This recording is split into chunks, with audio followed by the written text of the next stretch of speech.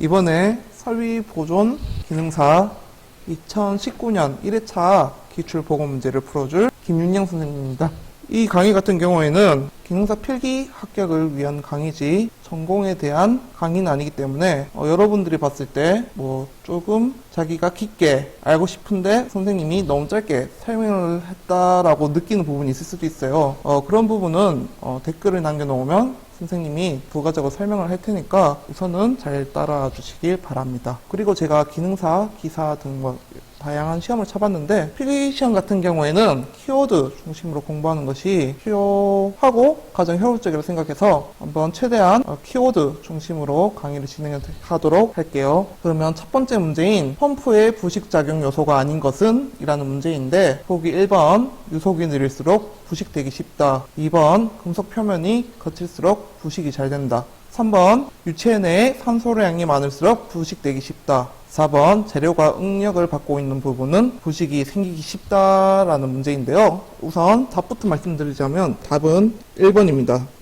유속이 느릴수록이 아닌 빠를수록 부식되기가 쉽고요. 펌프의 부식작용이 어쨌든 소실되는 개념인데 여러분들이 상식적으로 생각해 봤을 때도 유속이 느릴 때 과연 이 펌프가 소실되는 기능이 빠를지 아니면 유속이 빠를수록 부식작용이 빠르게 이루어질지 생각해 보면 당연히 유속이 빠를수록 부식되기 쉬운다고 쉽게 도출이 가능할 것 같아요. 그리고 보기 2번과 보기 3번, 보기 4번은 여러분들이 기억해 두시고 이러한 문제가 나왔을 때 풀어주시면 될 것 같습니다. 다음 문제로 넘어가겠습니다. 2번은 접착제에 대한 설명 중 틀린 것은? 이라는 문제고요. 보기 1번 고체성일 것, 보기 2번 모세관 작용을 할 것, 보기 3번 고체 표면을 좁은 틈새에 잘 침투할 것, 보기 4번 도포 후 고체화되어 일정한 강도를 가질 것이라는 문제예요. 우선 문제에 대한 키워드는 당연히 접착제라는 키워드겠죠. 이 문제도 결론부터 말씀을 드리자면 1번 고체성일 것이라는 1번이 정답입니다. 여러분들은 주위에서 쉽게 접할 수 있는 접착제라고 하면 보통 딱프를 떠올려서 딱프는 고체성인데 왜 보기가 1번인가요? 라고 생각을 할 수 있겠지만 공업에서 사용하는 접착제는 모두 액체입니다. 예를 들어서 여러분들이 쉽게 접할 수 있는 공업용 접착제로는 목공용 풀 또는 본드 등이 있겠죠. 이런 액체성인 것을 기억해 주시면 될 것 같고요. 2번인 모세관 작용을 할 것이라는 말이 있는데 모세관 작용은 무슨 뜻이냐면 고체 표면에 좁은 틈새에 잘 침투하는 그 성질을 모세관 작용이라고 하고 고체 표면에 좁은 틈새 잘 침투를 해야지 접착이 더욱더 원활하게 이루어지겠죠. 그래서 보기 2번과 3번은 결국은 똑같은 얘기입니다. 보기 4번은 액체로 되어 있으면 접착제가 붙여진 것이 유지가 되지 않겠죠. 도포 후 일정 시간 후에 고체화돼서 일정한 강도를 가지는 것이 접착제에서 요구되는 성질 중에 하나입니다. 다음 문제입니다. 송풍기의 주요 구성이 아닌 것은? 보기 1번 케이싱, 보기 2번 임펠러, 보기 3번 축 베어링, 보기 4번 평행 라이너라는 문제입니다. 우선 이 4개 다 여러분들이 생소한 단어일 수 있는데 송풍기의 대표적인 예로는 헤어드라이기를 볼 수 있겠죠. 여러분들이 주위에서 봤을 때. 그래서 헤어드라이기 생각하면서 설명을 하자면 케이싱 같은 경우에는 헤어드라이기의 바람 통로, 즉 그 길다란 원통 부분을 생각하시면 되고요. 임펠러는 날개입니다. 바람을 일으키기 위해서는 날개를 회전시킴으로써 바람을 일으키죠. 그래서 이러한 날개를 임펠러라고 생각을 하면 되고요. 축 베어링은 여러분들이 어디에서 가장 쉽게 볼 수 있냐면 선풍기에서 가장 쉽게 볼 수 있습니다. 선풍기 청소할 때 선풍기 해체할 때를 보면 축과 날개 사이에 그 동그란 구성 부품을 볼 수 있을 텐데 이 부분을 베어링이라고 얘기를 하고요. 베어링의 역할은 간단하게 설명을 드리자면 축과 그리고 날개를 조금 더 원활하게 고정시켜주기 위한 도구라고만 생각을 하면 될 것 같습니다. 베어링은 그 정도 선에서만 설명을 하면 될 것 같고요. 평행 라이너 같은 경우에는 저도 처음 들어봐서 인터넷에서 찾아봤는데 구체적인 내용이 그렇게 있지는 않더라고요. 근데 우선은 라이너라고 하는 거 보니까 직선 쪽에 직선 운동을 하는 기계와 관련이 있는 것 같고요. 선풍기는 아까 앞에서 말씀드렸다시피 그 회전을 통해 날개의 회전을 통해서 바람을 내는 기계이기 때문에 평행 라이너와는 전혀 상관이 없다고 생각이 되어지네요. 네, 다음 문제 넘어갈게요. 다음 문제는 임펠러의 진동 발생 시 임펠러에 시편을 붙여 진동을 교정하는 작업은? 이라는 문제입니다. 네, 보기 1번은 밸런싱 작업, 보기 2번은 센터링 작업, 보기 3번은 플로어링 작업, 보기 4번은 코킹 작업 나와 있는데요. 또 먼저 답부터 말씀드리자면 답은 1번입니다. 네, 밸런싱 작업이 임펠러가 아까 앞에서 뭐라고 했죠? 네, 그렇죠. 날개라고 얘기를 했죠. 날개에 진동이 발생했을 때 날개에 시편을 붙여서 진동을 교정하는 작업을 밸런싱 작업이라고 합니다. 그러면 보기 2번과 보기 3번, 보기 4번도 이제 설명을 드려야겠죠.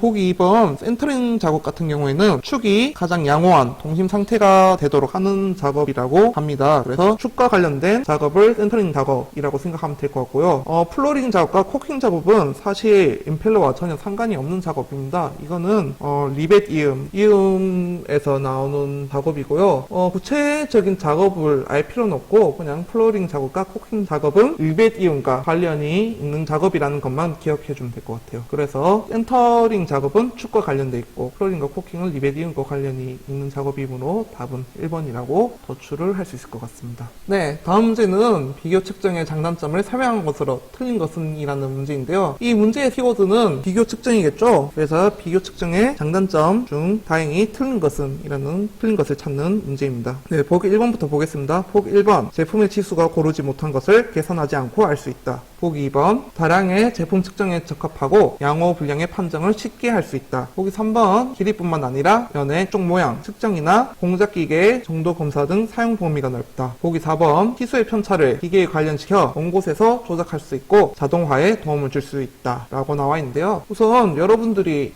비교 측정에 대해서 다소 생소하게 생각할 수 있을 거예요. 여러분들이 평소에 하는 거는 이제 뭐 자로 길이를 직접적으로 잰다던가 각도를 재고, 즉 문금을 읽어서 측정하는 방법이죠. 이런 측정을 직접 측정이라고 여러분들이 생각하는 측정은 직접 측정이고, 비교 측정은 어떠한 기준점이 있고 그 기준점을 기준으로 측정하는 것을 비교 측정이라고 얘기를 합니다. 그래서 답부터 먼저 말씀을 드리자면 답은 2번인 다량의 제품 측정에 적합하고 양호 분량의 판정을 쉽게 할 수 있다라는 보기가 정답인데요. 왜 이 문제가 정답이냐면 이러한 워딩이 나왔을 때 첫 번째부터 보자면 다량의 제품 측정에 적합하고 양호 분량의 판정을 쉽게 할 수 있다. 이 두 가지로 알 수가 있는데요. 이 두 가지는 한계 측정에 대한 장점을 설명하는 보기입니다.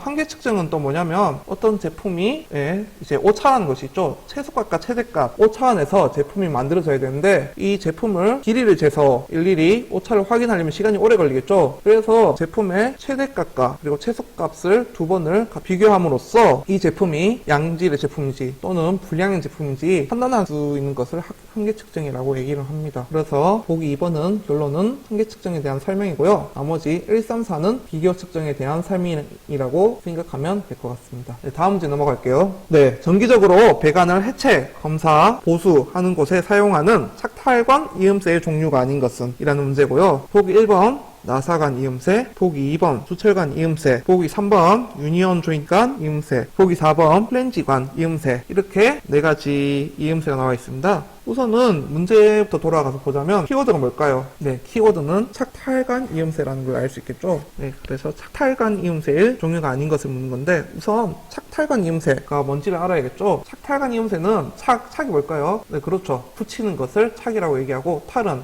떨어뜨리는 거, 해체하는 것을 탈이라고 얘기를 합니다. 그래서 붙였다가 뺐다가 비교적 원하는 이음새를 탈관 이음새라고 하고요. 착탈관 이음새는 총 4가지가 있습니다. 네, 보통 얘기하기는 4가지가 있는데, 첫 번째가 나사관, 두 번째가 유니온 조인트관, 세 번째가 플랜지관, 그리고 마지막으로 소켓관이 있습니다. 이 4가지가 있고요. 이 4가지 속하지 않는 이음새는 보기 2번이죠. 주철관 이음새입니다. 주철관 이음새는 착탈관 이음새가 아니라는 거 기억하면 될 것 같습니다. 네, 다음 문제입니다. 기어 운전 초기에 자주 발생하는 현상으로 입뿌리면과 입끝면에 맞물리는 시초와 끝부분에서 손상이 많이 발생되는 현상은? 이라는 문제입니다. 보기는 1번 백리지, 2번 피칭, 3번 소링, 4번 소링이고요. 우선 가장 키워드는 맞물리는 시초와 끝부분에서 손상이 많이 발생되는 현상인 부분이 가장 중요한 부분이겠죠. 그래서 여러분들이 입뿌리면과 입끝면 이 또 낯설게 생각될 수 있는데 간략하게 설명을 하자면 기어가 이런 모양이 있고 쉽게 말해서 그냥 간단하게 말하자면 대략 중간 지점에서부터 윗부분이 입구면이고 윗부분이 입부리면입니다. 사실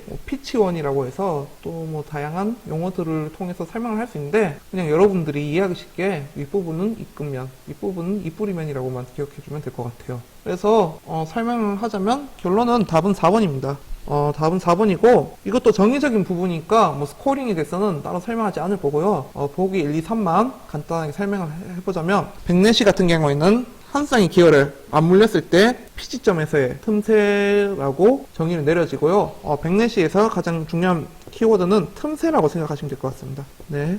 틈새라는 단어가 나왔을 때 백내시를 생각하면 될 것 같고요. 피칭 같은 경우에는 기어 표면의 균열부에 윤활유의 과합에 의해 면의 일부가 떨어져 나가는 것이란 정의가 있고요. 마찬가지로 윤활유의 고압이라는 워딩이 나왔을 때 이제 피칭이라고 생각하면 되고요. 스포링 같은 경우에는 피칭보다 넓은 부분이 어느 정도 두께를 갖고 최종적으로 박리되는 현상을 스포링이라고 얘기하는데요. 마찬가지로 넓은 부분이 박리라는 워딩이 나오면 쉽게 스포링이라고 여러분들이 기억을 해주면 될 것 같아요. 네, 다시 한번 더 정리해 드리겠습니다. 백내시는 틈새라는 단어가 나왔을 때 백내시를 생각하면 되고 피칭은 윤활유의 고압 그리고 이로 인해서 일부가 떨어져 나가는 거 면의 일부가 떨어져 나가는 거 그리고 스포링은 넓은 부분이 박리되는 것을 스포링이라고 생각해 주면 될 것 같습니다. 네, 다음 문제 넘어갈게요. 네, 다음 문제는 축 고장의 원인 중 조립 및 정비 불량에 속하지 않은 것은? 이라는 문제이고요. 보기 1번 축의 힘, 네, 다시 보기 1번 축의 힘,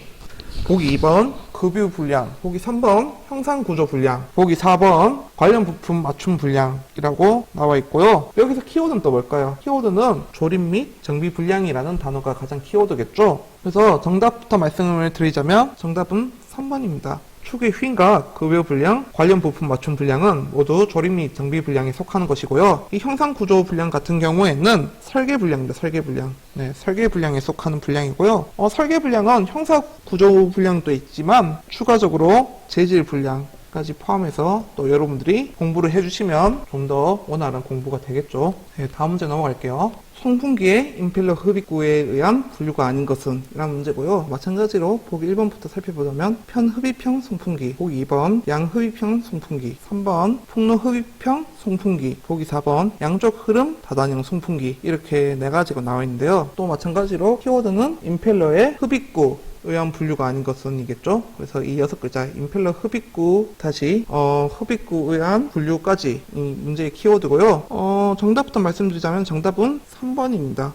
네, 편흡입형 송풍기, 양흡입형 송풍기, 양쪽 흐름 다단형 송풍기 이 3가지가 임펠러 흡입구에 의한 분류고요. 이 3가지를 외울 때는 저 같은 경우에는 이 3가지 공통점이 보이죠. 편, 양쪽으로 이렇게 송풍기 이름이 시작되고요. 즉 방향성이 제시되어 있는 송풍기를 임펠러 흡입구에 의한 분류라고 기억을 해주면 여러분들이 문제를 푸는데 좀 더 쉽게 다가올 수 있을 것 같고요. 다음 문제 넘어가겠습니다. 다음은 원심형 통풍기의 정기 검사 항목이 아닌 것은? 라는 문제고요. 키워드는 문제 전체 내용 원심형 통풍기의 정기 검사 항목 이라는 부분이고요. 네, 보기 1번 통풍기의 주유 상태, 보기 2번 덕트 접촉부의 풀림 상태, 보기 3번 베어링의 진동 상태, 보기 4번 통풍기 벨트의 작동 상태고요. 정답은 3번입니다. 베어링은 정기 검사 항목에서 들어가지 않습니다. 이러한 부분은 사실 딱 정해져 있는 부분이라서 따로 설명할 건 없을 것 같고요. 그냥 베어링은 정기 검사 항목이 아니라는 거 기억해 주면 되겠죠. 네, 다음 페이지 넘어가겠습니다. 압축기 설치에 관한 설명으로 틀린 것은? 이라는 문제이고요. 보기 1번 마르타르 두께는 라이너 두께를 고려하여 마무리 작업보다 45mm 나게 기초를 한다. 네, 보기 2번 기초 표면에 기초가 완전히 굳었을 때 기초 라이너를 배치한다. 보기 3번 각 베이스 라이너의 상부면은 수평과 거의 같은 레벨로 설치한다. 보기 4번 베이스 라이너 접촉면은 최소한 2분의 1 정도까지 밀착시킨다 라는 문제이고요. 문제의 키워드는 압축기 설치라는 것을 여러분들이 쉽게 알 수 있을 거예요. 그리고 이 부분도 사실 딱 정해진 부분, 법규 부분이기 때문에 따로 설명할 건 없고요. 결론은 정답은 2번입니다. 기초 라이너를 배치할 때는 기초 표면에 기초가 완전히 굳었을 때가 아닌 완전히 굳지 않았을 때 기초 라이너를 배치를 해야 합니다. 복규적인 부분이니까 굳이 깊게 설명하지 않고 넘어가겠습니다. 다음 문제입니다. 압축기 토출 배관 설치에 대한 설명으로 틀린 것은? 이라는 문제이고요. 보기 1번 곡선부는 가능하면 반경밴드를 사용한다. 보기 2번 열팽창에 도피 들어있는 흐름이 용이하도록 방사를 고려한다. 보기 3번 배관 길이는 맥동력 방지하기 위해 공진 길이를 피한다. 보기 4번 드라이, 필터 등의 부속기기는 압축기와 탱크 사이에 설치한다. 라는 문제이고요. 문제의 핵심 키워드는 압축기 토출 배관 설치겠죠. 이게 키워드고요. 정답은 4번입니다. 부속기기는 압축기기와 탱크 사이에 설치하지 않습니다. 이 문제도 마찬가지로 앞부분과 마찬가지로 정해져 있는 부분이고 외워야 풀 수 있는 문제입니다. 그래서 압축기 설치와 압축기 토출 배관 설치에 관한 내용은 여러분들이 문제 때마다 맞는 것 아닌 것을 잘 구별해서 기억을 해주고 나면 쉽게 풀 수 있는 문제이므로 선생님은 다음 문제 바로 넘어가겠습니다. 압축기 베어링 이상음의 발생 원인으로 틀린 것은? 이라는 문제고 마찬가지로 압축기 베어링 이상음의 발생 원인이 키워드겠죠? 여러분도 이제 선생님이 계속 키워드를 찝어주니까 어느 게 키워드인지 대략 감이 올 거예요. 보기부터 다시 살펴보자면 이물질의 혼입, 보기 1번 일물질의 혼입, 보기 2번 오일 능각 부족, 3번 기름의 노화 오염, 4번 엔드 플레이트의 조정 불량이라는 보기가 있고요. 답은 4번입니다. 4번. 이 세 개는 이상음의 발생 원인이 맞고요. 엔드 플레이트의 조정 불량은 베어링의 늘어붙음 현상의 원인이라고만 기억을 하고 이 문제는 넘어가면 될 것 같습니다. 다음 문제입니다. 608 C2 P6로 표시된 베어링 호칭 번호의 설명이 틀린 것은? 이런 문제고 키워드는 베어링 호칭 번호겠죠. 베어링 호칭 번호에 대한 설명이니까 보기 1번 60 베어링 계열 기호, 보기 2번 8 안찌름, 보기 3번 C2 외부 틈새 기호, 보기 4번 P6 등급 기호고요. 정답은 3번입니다. 3번이고 외부라는 단어 때문에 오답이고요. 이 외부가 오고 틈새 기호, 틈 기호라고 얘기를 합니다. 베어링 호칭 번호 같은 경우에는 KS 규격에 여러분들이 이제 설비 쪽에 일을 나가면 KS 규격을 많이 접하게 될 텐데 KS 규격에 정의되어 있는 설명이기 때문에 왜 그렇냐의 문제가 아닌 정의되어 있는 것이 C2는 틈새 기호 또는 틈 기호라고 되어 있기 때문에 틀린 것은 이런 문제에 부합한 거고요. 조금 더 설명을 해보자면 8이 이제 베어링 호칭 번호가 주어지고 베어링의 안찌름을 구하라는 문제가 가끔 나올 거예요. 그런 문제가 나왔을 때는 이 세 번째 숫자인 8이라는 숫자를 주목할 필요가 있는데요. 이 안찌름 같은 경우에는 세 번째 숫자 곱하기 5를 하는 것이 베어링의 안찌름이라고 생각하면 됩니다. 즉, 이 608 C2 P6에서 표시된 베어링의 안찌름은 40mm라고 생각을 하면 되겠죠. 8 곱하기 5에서요. 이런 문제가 나올 수 있기 때문에 이러한 개념까지 들고 가면 여러분들이 되겠습니다. 네, 다음 페이지로 넘어갈게요.